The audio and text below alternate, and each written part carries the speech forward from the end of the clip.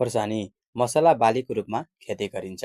खोर्सानीलाई ताजा सुकाएर वा धुलो बनाएर प्रयोग गर्न सकिन्छ। खोर्सानीमा क्याप्साइसिन नामक केमिकल पाइन्छ, जसले गर्दा यसको स्वाद तीखो हुन्छ।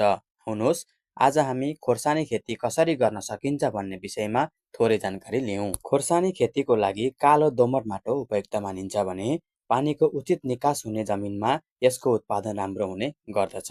खोर्सानी खेतीको लागि जमिनको पीएच मान 5.5 देखि 7 को बीचमा हुनुपर्दछ। खोर्सानी खेती जुनसुकै हावापानीमा पनि गर्न सकिन्छ, तर ओसिलो सुक्खा हावापानी खेतीका लागि उपयुक्त मानिन्छ। बढी गर्मी र बढी चिसो मौसम यसको लागि हानिकारक छ। सुरुमा खोर्सानीको बिरुवालाई अंकुर आउन सामान्य तापक्रम चाहिन्छ। यसको बिरुवा सामान्य तापक्रममा पनि राम्रोसँग बढ्छ। खोर्सानीको बिरुवाले गर्मीयाममा अधिकतम 35 डिग्री र हिउँदमा न्यूनतम 10 डिग्री तापक्रम सहन गर्न सक्छ। बढी वा कम तापक्रम बालीको वृद्धिको लागि हानिकारक मानिन्छ। अब लागौं खोर्सानीको उन्नत जातहरुतर्फ।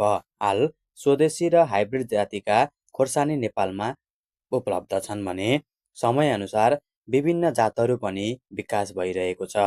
अब लागौं खोर्सानी खेतीको लागि खेतको तयारी कसरी गर्नु पर्दछ भन्ने विषयवस्तुतर्फ। खोर्सानीको राम्रो उत्पादनको लागि खेतलाई राम्ररी जोतेर केही दिन जोतेको ठाउँलाई त्यत्तिकै छोडिदिनु पर्दछ र त्यसपछि राम्ररी पाकेको गोबरमल छरेर फेरि एकचोटि जोत्नु पर्दछ।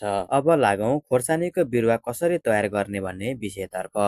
खोर्सानीको बिरुवाको प्रत्यारोपण बिउको रूपमा नभई तिनीहरूको बिरुवा तयार गरेर गरिन्छ। यसका लागि नर्सरीमा बिरुवाहरू तयार गर्न सकिन्छ। अब लागौं खोर्सानीको बिरुवा रोप्ने सही समय र विधितर्फ। खोर्सानीको बिरुवाको प्रत्यारोपण समतल स्थानमा गरिन्छ। करिब 3 फिट चौडाइ र प्रत्येक बिरुवा बीचको दूरी 1.5 फिट राखेर बिरुवा रोप्नु पर्दछ। जाडो महिनामा खोर्सानी खेती गर्दा अक्टोबर र नोभेम्बर महिनामा रोप्नु पर्दछ भने गर्मी मौसममा बिरुवा रोप्नको लागि फेब्रुअरी र मार्च महिना उपयुक्त मानिन्छ। अब लागौं खोर्सानीको बिरुवाको सिँचाइ विधितर्फ। खोर्सानीको बिरुवालाई अलिक बढी सिँचाइ चाहिन्छ।